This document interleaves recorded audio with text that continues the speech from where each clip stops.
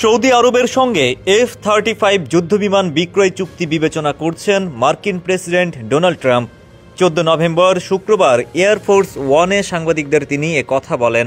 Trump বলেন, তারা অনেকগুলো জেট কিনতে চায়, আমি বিষয়টি বিবেচনা করছি।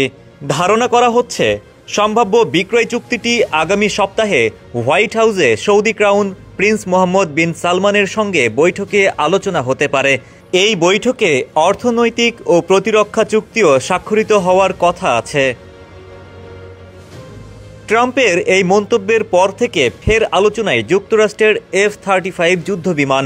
এখন প্রশ্ন, F-35 যুদ্ধবিমান কি? বিশ্বজুড়ে এই যুদ্ধবিমান নিয়ে কেন এত আলোচনা, আর এর ধরনগুলোই বা কি কি? F-35 লাইটনিং 2 হল পঞ্চম প্রজন্মের এক আসনের এক ইঞ্জিনের স্টেলথ মাল্টিরোল যুদ্ধবিমান। এই যুদ্ধবিমান আকাশে প্রাধান্য বিস্তার, স্ট্রাইক মিশন, ইলেকট্রনিক যুদ্ধ এবং গোয়েন্দা তথ্য সংগ্রহ সহ সব ধরনের কাজে সক্ষম। F-35 এর বিশেষ প্রযুক্তি এই জেটের স্টেলথ ক্ষমতা, সেন্সর ফিউশন টেকনোলজি এবং বাস্তব সময়ে অন্যান্য প্ল্যাটফর্মের সঙ্গে যোগাযোগের সক্ষমতাই এটিকে আগের প্রজন্মের যুদ্ধবিমান থেকে পৃথক করেছে।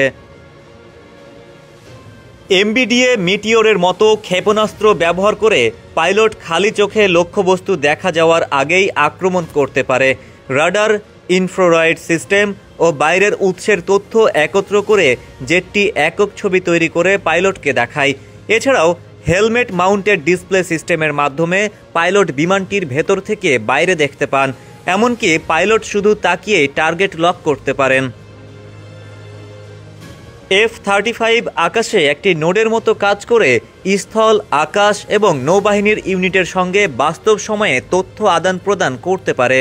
F-35B'র উলম্ব টেক অফ বা ল্যান্ডিং ক্ষমতা থাকায় ছোট রানওয়েতেও এটি সেখানে অপারেশন পরিচালনার জন্য আদর্শ। মার্কিন অ্যারোস্পেস, প্রতিরক্ষা এবং নিরাপত্তা বিষয়ক কোম্পানি লকহিড মার্টিন জানিয়েছে, 3টি F-35 ভ্যারিয়েন্টেই আধুনিক আপডেট অব্যাহত রয়েছে, যা ভবিষ্যতের সমতুল্য প্রতিদ্বন্দ্বী হুমকির বিরুদ্ধে এর প্রাধান্য ধরে রাখবে।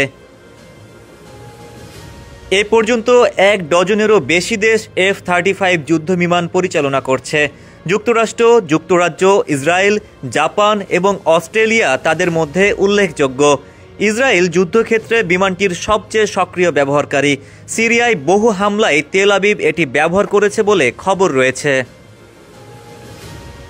হাসানুর আরিফিন, সমকাল।